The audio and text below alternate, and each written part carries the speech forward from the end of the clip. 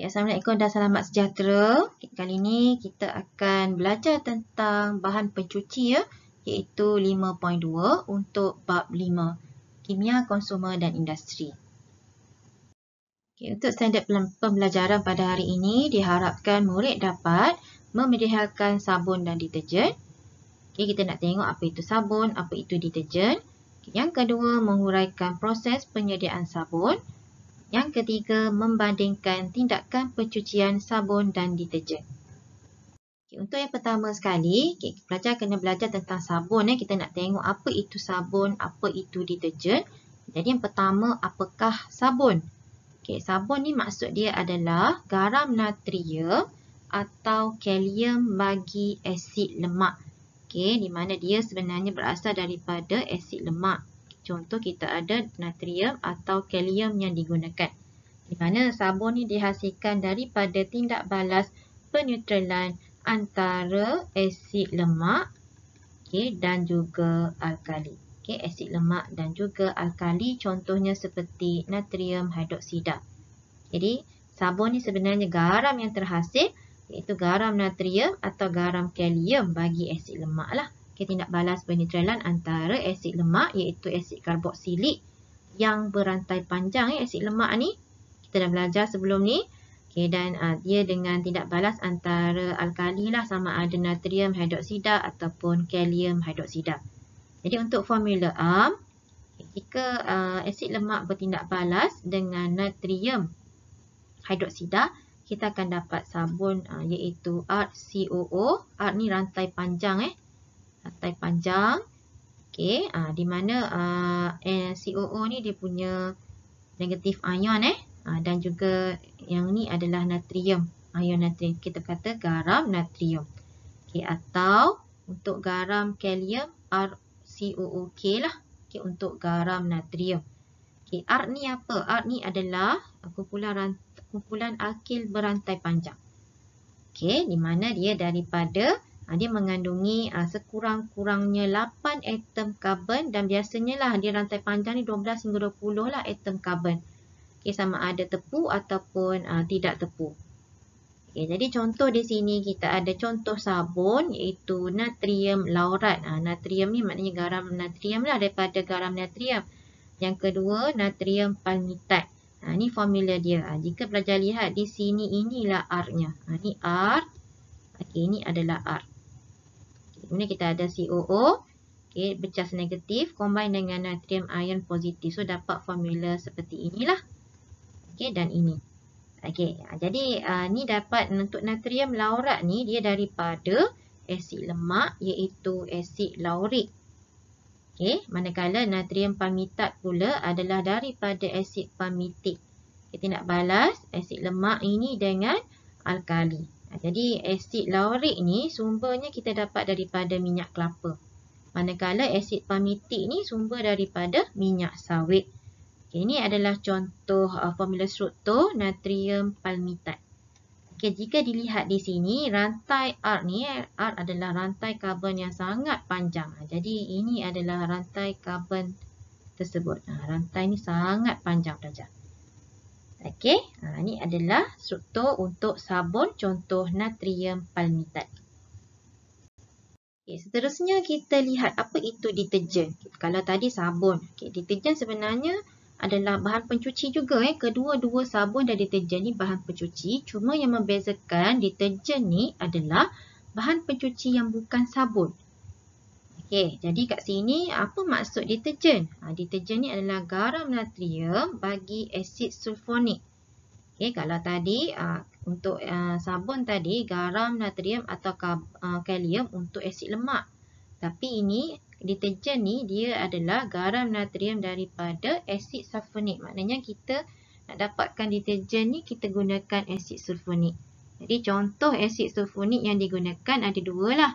Sama ada asid alkil sulfonik seperti formula struktur ini. Dan asid alkil benzena sulfonik. Seperti dalam gambar inilah formula strukturnya. Jadi biasanya deterjen ni dibuat daripada pecahan petroleum. Formula AM garam untuk deterjen. Garam yang terbentuk adalah ini kalau dia bertindak asid sulfonik yang dia tindak balas adalah asid alkil sulfonik. Jadi kita akan dapat deterjen iaitu natrium alkil sulfat. Ini dia punya formula lah, formula ARM dia, secara ARM dia, di mana R ni adalah rantai panjang. Okey. Dan kalau kita gunakan asid alkil benzena sulfonik untuk hasilkan deterjen, kita akan dapat garam ataupun dapatlah deterjen iaitu natrium alkil benzena sulfonat. Di mana R ni adalah rantai yang sangat panjang tadi.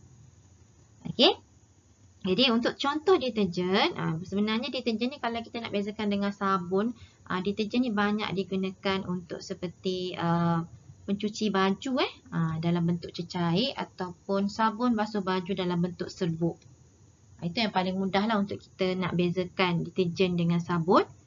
Okey, di sini adalah formula struktur untuk natrium alkil sulfat. Ini deterjen yang pertama. Ni rantai yang panjang, yang cikgu bracketkan ni R tadi. Yang ni dia punya tidak balas tadilah. Kita akan dapat natrium alkil sulfat. Okey, manakala untuk natrium alkil benzena sulfonat, ini dia punya rantai panjang tadi R. Formula struktur. Okey, dan ini dia punya anion ataupun anion untuk deterjen. Kita kata anion untuk deterjen dan ini ion untuk natrium tadi. Okey, ni ditunjukkan formula struktur. Okey, seterusnya pelajar, bagaimana proses penyediaan sabun boleh kita lakukan? Okey, jadi sabun tadi sabun dengan deterjen sekarang kita terangkan dulu penyediaan sabun. Okey, sabun ni kita boleh hasilkan melalui satu proses yang dinamakan sebagai saponifikasi. Iaitu satu proses hidrolisis minyak atau lemak oleh alkali. Okey, maknanya kat sini untuk hasilkan sabun kita perlu ada minyak atau lemak. Dia tindak balaskan dengan alkali kuat. Kita akan dapat sabun dan juga gliserol. Jadi ini adalah persamaan ARM untuk penyediaan sabun. Di mana minyak yang kita boleh gunakan, contoh adalah minyak kelapa sawit. Dan alkali pula, alkali kuat yang boleh digunakan, contoh kita boleh gunakan natrium hidroksida ataupun kalium hidroksida. Okey, tindak balas antara minyak dan juga alkali, menghasilkan sabun dan juga gliserol. Di mana minyak ni tadi adalah asid lemak pelajar. Sabun-sabun ni sebenarnya tindak balas penetralan lah antara ester iaitu asid lemak dan juga alkali menghasilkan sabun iaitu ester sabun. Tadi daripada ester dengan alkali dapat garam karboksilat.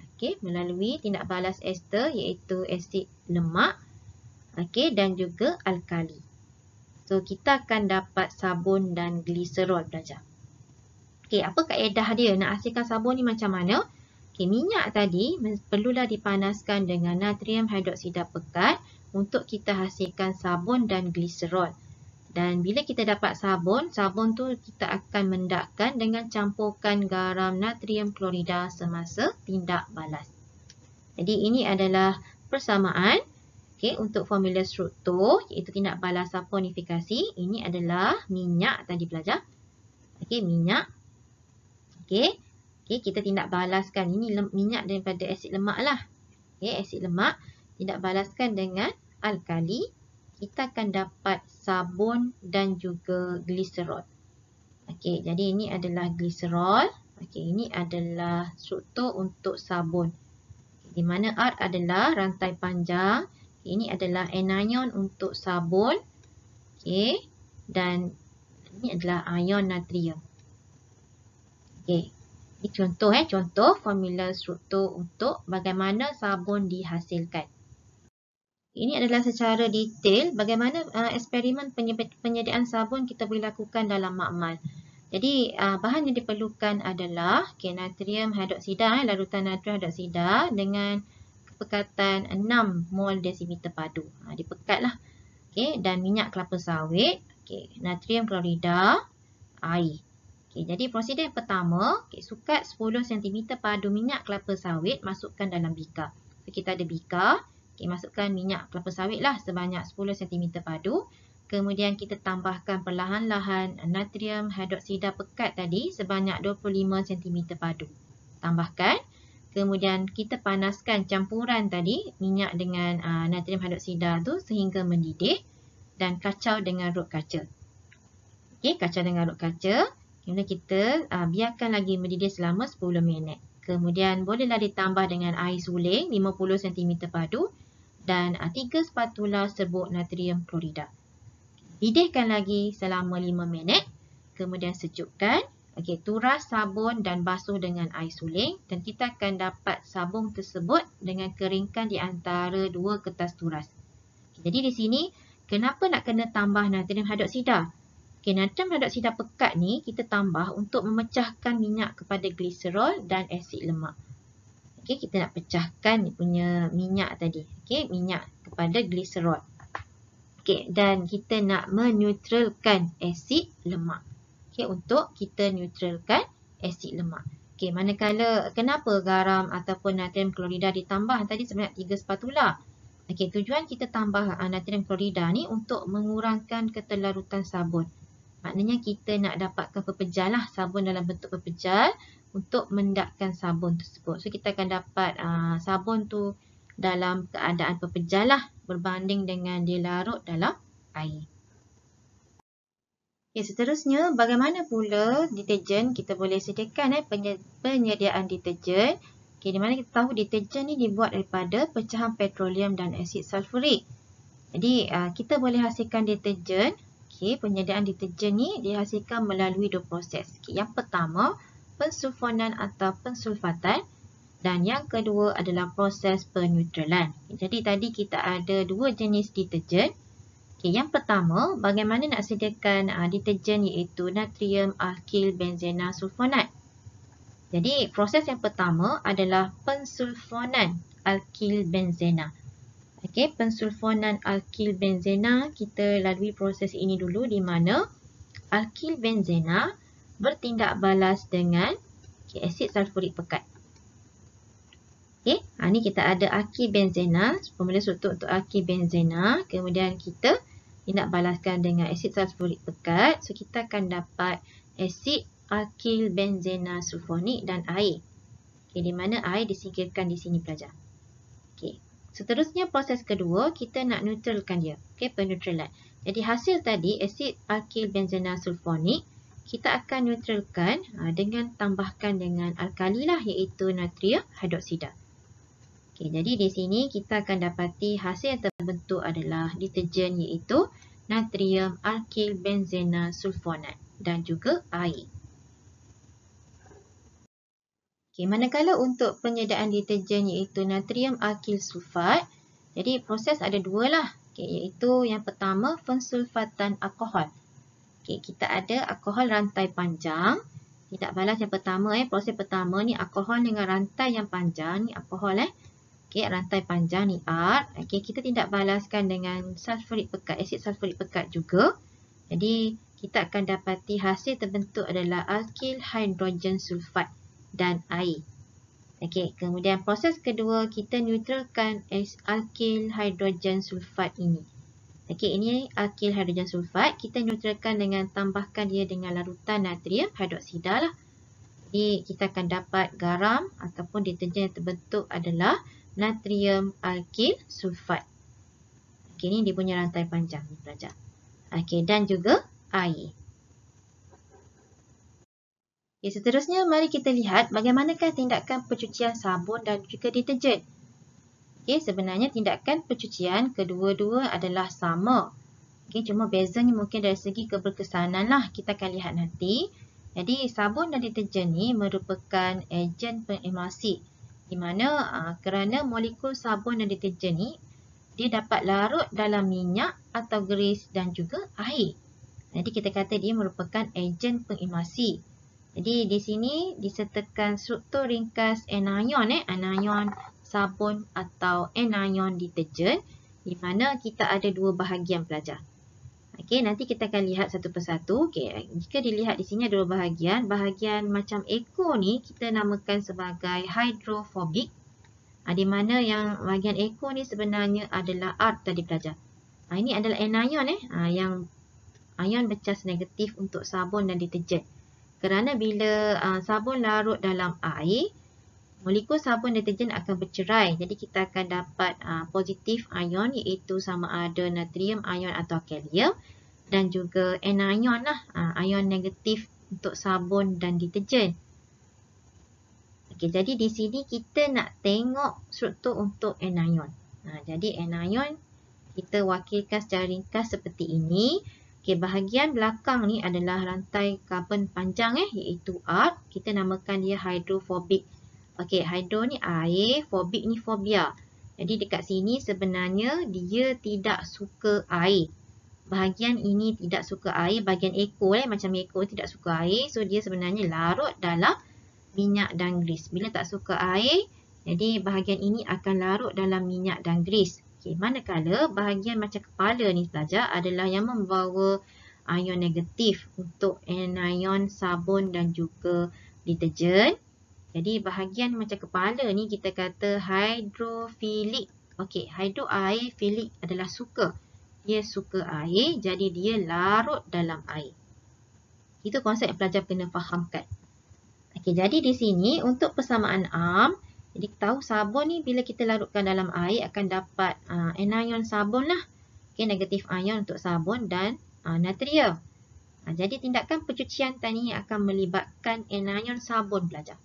Okay, deterjen pun sama juga. Larutkan dalam air kita akan dapat anion deterjen dan ion natrium. Jadi yang bertindak untuk pencucian adalah anion deterjen tadi. Okay, strukturnya diwakili oleh seperti yang tadilah yang cikgu terangkan tadi. Jadi contoh formula struktur anion sabun. Ini sabun. Okay, yang rantai panjang belakang ni adalah hidrofobik lah. Dia akan larut dalam minyak. Fobik tak suka air. So dia akan larut dalam minyak.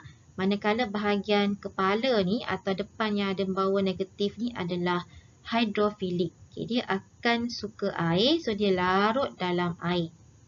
Okay, manakala untuk deterjen pun samalah. Cuma dia punya bahagian hidrofilik ni dia punya struktur lain sikit lah sebab dia deterjen. Tapi tindakan pencucian tetap sambung. Okay, jadi bagaimana nak terangkan pencucian sabun dan deterjen ini pelajar? Jadi di sini konsep yang cikgu terangkan tadi adalah perwakilan yang diwakili oleh anion sabun dan deterjen. Sebab anion ni lah yang akan bertindak untuk pencucian. Contoh tadi kita ada macam kepala letak kepala. Dan belakang ni adalah bahagian rantai panjang tadi pelajar. So kita tahu bahawa bahagian ekor ni hidrofobik. Hidrofobik maknanya dia akan larut dalam minyak gris atau gris kotoran. Manakala bahagian depan ni kepala ni adalah bahagian hidrofilik. Okay, dia akan larut dalam air. Jadi apabila kita tambahkan sabun ke dalam air, jadi proses kita tambahkan air tadi akan mengurangkan ketegangan permukaan pada pakaian lah dan juga air. Jadi menyebabkan air itu boleh membasahi permukaan kain. Okay, kemudian sabun dan deterjen akan mengion tadi menghasilkan anion. Anion ni lah yang akan bertindak untuk tindak balas pencucian pelajar. Iaitu sama ada anion sabun atau deterjen akan bergerak bebas. Seperti inilah. Okay, ini gris yang warna coklat ni gris. Okay, ini kain, ni air. Okay, jadi tadi kita tahu bahawa bahagian hidrofilik anion dia akan larut dalam air. Okay. And then bahagian hidrofobik pula akan larut dalam gris atau minyak atau kotoran. Jadi boleh nampak di sinilah. Ni kepala kan. Okay. Okay, dekat hidrofilik dekat luar. Okay, yang ekor panjang ni hidrofobik dekat dalam gris. Okay, boleh nampak di sini. Dia akan larut pada bahagian gris dan juga air. Seterusnya, okay, bila berlaku proses kita mencuci, kita gosokkan pakaian tersebut ataupun berlaku dekat mesin basuh, ada putaran mesin tu perkocakkan ataupun air menyebabkan gris akan tertanggal. Okay, ada pergerakan di situ. Okay, gris ni akan tertanggal daripada kain. Tertanggal lah, dia akan tertanggal. Okay, dan seterusnya bahagian hidrofilik untuk anion tadi yang larut dalam air tadi. Okay. Dia akan mengelilingi gris. Okay. Kemudian gris akan terapung di permukaan. Jadi dekat sini akan berlaku pecahan nanti. Dia akan pecah nanti pelajar. Okay, dia akan mengelilingi grease. Jadi grease akan terapunglah dekat permukaan air. Okay, seterusnya pelajar, tadi grease akan terapung dekat permukaan air. Seterusnya dia akan pecahlah kepada titisan-titisan kecil. Okay, di mana dia tidak akan bergabung semula kerana adanya tolakan antara cas negatif tadi pada bahagian ni kepala. Kepala tadi adalah hidrofilik tadi. Okay, ada tolakan di situ. Jadi dia akan pecah kepada titisan grease yang lebih kecil. Jadi terampai dekat dalam air membentuk emulsi kita kata. Dan bila kita bilas, tindakan bilas pakaian tersebut dengan air, permukaan kain akan bersihlah. Kenapa? Sebab titisan grease tadi akan tertanggal ataupun tertinggal di dalam air. So, tidak lekatlah pada pakaian. So, pakaian akan jadi bersih. Okay, untuk menerangkan tentang keberkesanan pencucian antara sabun dan juga deterjen. Okay, jadi keberkesanan sabun dan deterjen ni kita boleh lihat mengikut jenis air lah pelajar. Jadi kat sini ada 3 jenis air. Okay, istilah air lembut untuk air yang tidak mengandungi ion kalsium dan juga magnesium. Okay, air liat. Okay, air liat ni apa? Air yang mengandungi ion kalsium atau ion magnesium. Okay. Contohnya seperti air sungai ataupun air laut. Okay, contoh Jadi contoh lain adalah air berasid iaitu air yang mengandungi ion hidrogen. Okay, jadi untuk tindakan pencucian dengan air liat, kita tengok air liat ni pelajar. Untuk air liat dulu, cikgu terangkan dulu dengan air liat. Jadi untuk anion sabun tindakan pencucian melibatkan anion. Okay, sabun dan juga deterjen, kita tengok apa beza dia. Okay, apabila kita basuh ataupun gunakan pencuci sabun dan juga deterjen. Okay, dalam air liat adanya ion kalsium dan ion magnesium. Jadi anion ini yang bercas negatif akan bergabung dengan ion kalsium dan juga magnesium. Okay, dua-dua sama. Tetapi dia akan hasilnya berlainan. Untuk anion sabun, bila dia bergabung dengan kalsium dan juga magnesium ion, dia membentuk garam tak larut. Yang kita namakan sebagai kekat. Okay, manakala untuk deterjen, dia bergabung dengan ion kalsium dengan magnesium. Dan dia menghasilkan garam larut dalam air. Jadi contoh di sini adalah persamaan. Di mana? Di sini kita ada anion sabun iaitu ion stearat. Bergabung ataupun bertindak dengan magnesium membentuk magnesium stearat. Magnesium stearat ni adalah dalam bentuk garam tak larut berpejal yang kita namakan sebagai kekat. Begitu juga dengan ion stearat, kalau dia bertindak atau bergabung dengan kalsium, ion kalsium membentuk kekat juga iaitu kalsium stearat. Manakala kalau deterjen, dia tadi bertindak bergabung dengan kalsium dengan magnesium ion, dia membentuk garam larut. Jadi di sini contoh kita dapat garam kalsium dan garam magnesium. Jadi sebenarnya pembentukan kekat ni, contoh di sini dalam gambar adalah dekat dalam air sungai lah. Dia adalah menyebabkan pembaziran sabun. Kenapa? Sebab apabila wujudnya kekat ni dalam bentuk pepejal pelajar, jadi sabun tu perlu digunakan lebih banyak. Kita perlukan sabun lebih banyak lah untuk pencucian. Kerana telah bertukar kepada kekat ni. Itu garam yang tidak larut. Untuk sabun. Manakala untuk deterjen tak ada masalah lah sebab dia larut dalam, dia membentuk garam larut dalam air apabila dia bergabung dengan ion kalsium dan magnesium. Jadi kita kata deterjen lebih berkesan dalam tindakan pencucian berbanding dengan sabun. Jadi tadi cikgu terangkan untuk air liat. Kenapa? Sebab air liat ni dia punya ada beza sikit lah. Jadi kita tengok pula untuk air lembut. Air lembut tadi yang tak ada ion magnesium dan tak ada ion kalsium. Jadi untuk sabun, dia berkesan lah. Berkesan dalam air lembut. Dan juga deterjen pun sama. Dia berkesan sebagai ejen pencuci. Untuk air liat tadi cikgu dah terangkan. Keberkesanan dalam air liat. Untuk sabun dia kurang berkesan lah. Sebab apa? Membentuk garam tak larut tadi itu kekat. Manakala untuk deterjen dia berkesan sebab dia tidak hasilkan kekat. Ini yang cikgu terangkan tadi. Manakala untuk dalam air yang berasid, bagi sabun, dia tidak berkesan. Tidak berkesan kerana membentuk asid organik yang tidak larut. Akan ada asid organik yang tidak larut, manakala untuk deterjen dia adalah lebih berkesan sebab dia membentuk asid organik yang larut. Ini adalah contoh eksperimen untuk kita kaji keberkesanan tindakan pencucian sabun dan deterjen dalam air liat tadi pelajar. Secara ringkasnya, jadi prosedur dia yang pertama, masukkan 30 cm padu air liat. Air liat ni adalah air yang mengandungi kalsium dan juga magnesium lah. Ke dalam 2 bikar yang berbeza. Tambahkan sabun ke dalam setiap bikar dan kita masukkan jebisan kain ke dalam bikar. Kain ni kita kotorkanlah dengan kotoran. Contohnya seperti letakkan kotoran grease, minyak ataupun kicap contohnya. Kemudian kita kacau larutan dengan ruk kaca. Dan rekod pemerhatian. Jadi seterusnya ulanglah langkah dengan gantikan sabun dengan deterjen. Jadi untuk pemerhatian ni, sabun dalam air liat, pakaian tidak bersih. Di mana kekat akan terbentuk, iaitu mendakkan berwarna putih atau garam yang tidak larut akan terbentuk dan air kurang kotor lah sebab kotoran tidak tertanggal daripada pakaian. Manakala untuk deterjen dalam air liat, pakaian adalah bersih, tiada kekat yang terbentuk dan air akan bertukar menjadi kotor akibat daripada tindakan pencucian.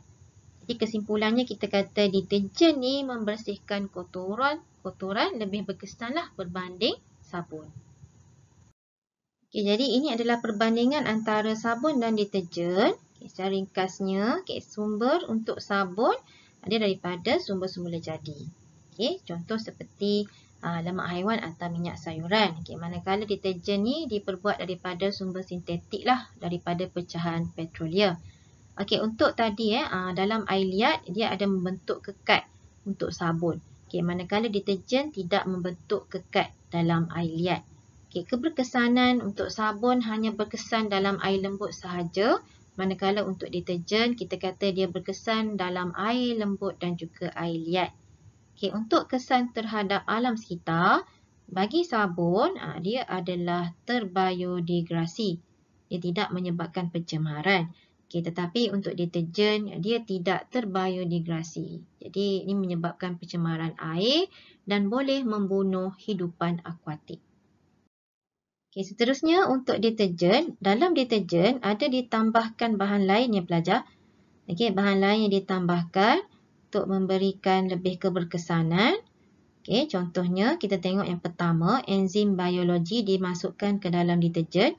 Kenapa? Untuk menanggalkan kotoran yang berprotein seperti darah, susu atau gula. Jadi contoh di sini kita ada amylase, protease, selulase dan lipase. Ini adalah agen yang dimasukkan sebagai enzim biologi. Manakala untuk bahan tambah lain iaitu sebagai agen pemutih, ditambahkan ke dalam deterjen untuk menukar kotoran kepada bahan tanpa warna. Di sini bahan yang digunakan adalah natrium perborat dan natrium hypoklorit. Pemutih optik untuk jadikan kain lebih putih dan lebih cerah, kita gunakan pewarna pendaflor. Pelembut air dan pembina. Ini untuk meningkatkan keberkesanan deterjen dengan melembutkan air. Kita gunakan bahan iaitu natrium tripolifosfat. Agen pengawal buih, ini untuk mengawal pembuihan lah dalam deterjen. Iaitu bahan yang digunakan dalam agen ni adalah alkyl monoethanolamida. Kebanyakannya bahan-bahan kimia yang ditambahkan belajar. Sebab itulah kita kata deterjen ni tidak terbiodegrasi. Kita ada agen anti-enapan. Ini untuk halang kotoran yang dikeluarkan oleh deterjen daripada melekat semula. Jadi bahan yang digunakan dalam agen ni adalah natrium karboksil metil selulosa. Bahan pewangi, ni untuk menambah kewangian lah. Wangi pada kain kita atau pakaian kita selepas dicuci. Jadi contoh kita guna melur dengan lavender lah. Dan ada banyak lagi lah contoh bahan pewangi yang lain ditambahkan. Dan akhir sekali agen pengering. Yang ni untuk memastikan serbuk deterjen ni sentiasa kering dalam bekas. Jadi kita gunakan apa? Dalam agen pengering ni kita letakkan bahan yang digunakan adalah natrium sulfat dan natrium silikat. Jadi ada banyak sebenarnya bahan tambah yang ditambahkan dalam deterjen. Jadi belajar untuk hari ini kita dah belajar tentang bahan pencuci iaitu sabun dan deterjen. Jadi cuba jawab uji diri 5.2. Okey, selamat menjawab. Okey, sehingga bertemu lagi dalam pelajaran yang akan datang. Okey, terima kasih.